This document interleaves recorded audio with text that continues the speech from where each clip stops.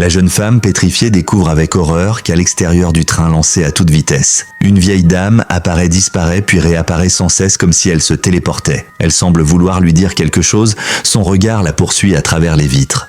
Ruby, troublée, s'aventure jusqu'au bord d'une falaise, mais la vieille dame est toujours là, à la suivre dans l'ombre.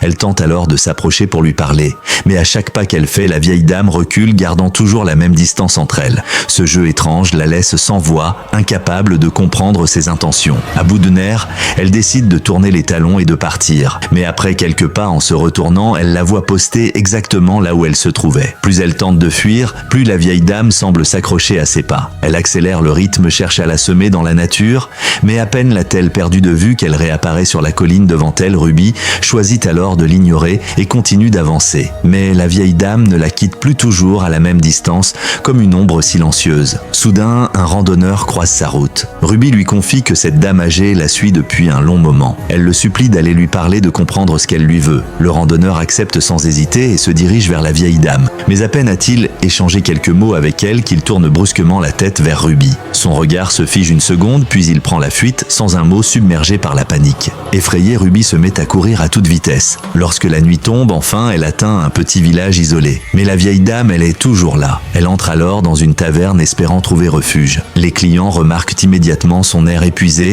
et sa silhouette étrangère. Ruby supplie les gens autour d'elle de l'aider. Un homme qui s'apprête à rentrer chez lui accepte de l'écouter. Il lui promet d'aller parler à la vieille dame pour comprendre ses intentions. Après quelques mots échangés avec la vieille dame, il jette un regard étrange à Ruby, puis s'enfuit soudainement comme pris de panique. À ce moment précis, Ruby sent la peur s'installer au plus profond d'elle. Elle décide de rester ici pour la nuit en espérant que cela suffira. Mais dehors, sous la pluie battante, la vieille dame continue ses gestes mystérieux, immobiles.